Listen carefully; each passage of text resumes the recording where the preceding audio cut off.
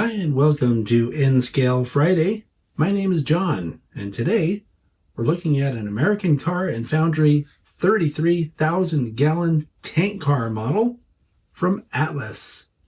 At the time of this recording, Atlas has these models listed on their website for an MSRP of $37.95. Keep in mind this is the MSRP, and that's just the suggested retail price. These models are being offered in a variety of road names and road numbers. Your best bet is probably to go to the Atlas website, see if they have the ones you're looking for, and then shop around for the best price, because you'll probably find it for less than the MSRP. So because we have two of these models to look at today, we're going to start with this one, and I'll give you a detailed look all around all the sides like we normally do. And then we'll do the switcheroo midway through and take a look at the black one after this.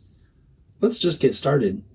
As you can see, the paint and markings on this car are superb. And I'm noticing a lot of small details, like these ladders on the sides, that look really good. These are very finely rendered pieces of separately applied material. And you can tell that this whole walkway up here is also separately applied, right? The walkway and the railing and everything. And for N scale, this is a really finely detailed model. Okay, looking at the brake end of the model, you can see that this piece here that goes kind of around the top, it looks like it's a separately applied part that has all of this detail stuff that goes on top of the model and gets affixed somehow. You can see there's a brake wheel here, and then there's some additional brake line or brake system detail that goes down toward the bottom of the car. Here's a brief look at the other side of the car, and you can see from this angle just how good the pad print of this logo is on the side of the tank. Here's a brief look at the A end of the car, and I'll take this opportunity to point out this what looks like a separately applied placard holder. Here's a look at the top detail on the model. This little railing is really finely rendered. It almost seems to me like metal. I don't think it is on it, but I can't tell for sure. Also, the walkway and hatch detail are both really good. I'm really impressed with what they've done here. It looks like molded material, but the detail in it looks really good. Detail on the bottom of this model is minimal. There's some detail here and here. These are things that are visible from the side as the car is rolling down the track, if you get down low. And I'll take this opportunity to point out that these are truck-mounted knuckle couplers on either end. Now we'll start looking at the black model. And I should mention, the details are the same, truck-mounted couplers, all that. I didn't mention on the other model because I wanted to have something to talk about on this one.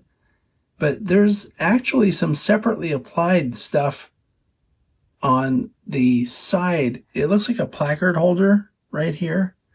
And you'll see it when we look at that side, but it's kind of hard to see because this is black on black. And then there's one over here as well. And it's kind of on the bottom, I guess. It's kind of on the side, but it's also kind of on the bottom. But it is there, and that's a nice little detail they've added to the model. This model also has all that really nicely done railing and walkway detail, and of course the hatch, which looks really, really good. This is N scale. It looks like a larger scale to me. Here's a look at the A end of this car, and I'm going to point out just how good the writing looks on the end of the tank here. That's pretty cool. And once again, you can see it has that, what looks to be a separately applied placard holder there. Here's a brief look at the side of the car. And once again, you can see that there's some sort of brake detail showing from the bottom of the car. I pointed that out earlier. That's separately applied detail right down here. Here's the brake end of the car once again. And as I said, the more I look at this, the more I'm convinced that the detail on the top and the ends is all one separate piece that gets assembled at the end when they're done printing everything. It looks like it just kind of drops over the top. And one final look at the other side of the car. Once again, showing off the really nicely done printing and paint job on this model. The model weighs 1.3 ounces.